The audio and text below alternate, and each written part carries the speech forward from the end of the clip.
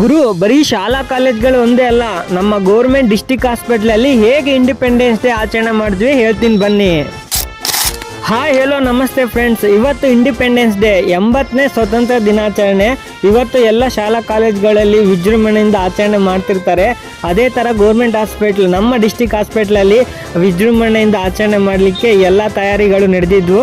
ನಾವು ಬೆಳಗ್ಗೆ ರೆಡಿಯಾಗಿ ಹಾಸ್ಪಿಟ್ಲಿಗೆ ಬಂದ್ವಿ. ಇಂಡಿಪೆಂಡೆನ್ಸ್ ಡೇ ಅಂದರೆ ಫಸ್ಟ್ ನನಗೆ ನೆನಪಾಗೋದು ಹಳೆ ಪ್ರೈಮರಿ ಮತ್ತು ನನ್ನ ಹೈಸ್ಕೂಲ್ ದಿನಗಳು ನೆನಪಾಗುತ್ತೆ.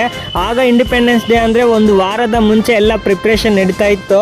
ಈಗ ನಾವು ಎಷ್ಟೇ ದುಡಿದ್ರೂ ಕೂಡ ಆ ದಿನಗಳನ್ನ ನಾವು ಮತ್ತೆ ಮರಳಿ ಪಡಲಿಕ್ಕೆ ಸಾಧ್ಯ ಇಲ್ಲ. ಇನ್ನೇನು ಫ್ಲಾಗ್ ಹಾಸ್ಟ್ ಮಾಡೋ ಸಮಯ ಬಂದೇ ಬಿಡ್ತು. ಇದನ್ನ ನಮ್ಮ ಜಿಲ್ಲಾ ಶಸ್ತ್ರಚಿಕಿತ್ಸಕರಾದ ಡಾಕ್ಟರ್ ಬಸರೆಡ್ಡಿ ಸರ್ ಅವರು ನೆರವೇರಿಸಿ ಕೊಟ್ರು. ಗುರು, ನಾವು ಚಿಕ್ಕವರಾಗಿಂದ ಹಿಡಿದು ಇಲ್ಲಿ ಗಂಟಾನು ಜನಗಣಮನ ರಾಷ್ಟ್ರಗೀತೆ ಕೇಳಿದ ತಕ್ಷಣ ಗೂಸ್ ಬಂಪ್ಸ್, ದೇಶಭಕ್ತಿ ಬಂದ್ಬಿಡುತ್ತೆ ಅಲ್ವಾ.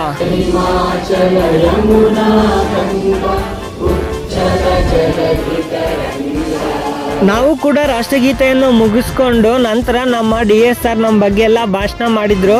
ಅದನ್ನು ಕೂಡ ಮುಗಿಸ್ಕೊಂಡು ಅವ್ರ ಜೊತೆ ಒಂದೆರಡು ಫೋಟೋ ವಿಡಿಯೋ ತಕೊಂಡ್ವಿ. ನಂತರ ನಮಗೆಲ್ಲ ಚಾಕ್ಲೇಟ್ ಹಂಚಿದ್ರು. ಹಾಗೆ ಲಘು ಉಪಹಾರ ಕೂಡ ಇತ್ತು, ಅಂದರೆ ಉಪ್ಪಿಟ್ಟು, ಕೇಸರಿ ಬಾತ್, ಟೀ, ಕಾಫಿ ಎಲ್ಲನೂ ಇತ್ತು. ಅದನ್ನೆಲ್ಲ ಮುಗಿಸ್ಕೊಂಡ್ವಿ. ಹೀಗಿತ್ತು ನಮ್ಮ ಇವತ್ತಿನ ಇಂಡಿಪೆಂಡೆನ್ಸ್ ಡೇ. ನೀವೆಂಗೆ ಆಚರಣೆ ಮಾಡ್ಕೊಂಡ್ರಂತ ಕಮೆಂಟ್ ಸೆಕ್ಷನಲ್ಲಿ ತಿಳಿಸಿ. ಜೈ ಹಿಂದ್, ಜೈ ಭಾರತ್ ಮಾತೆ.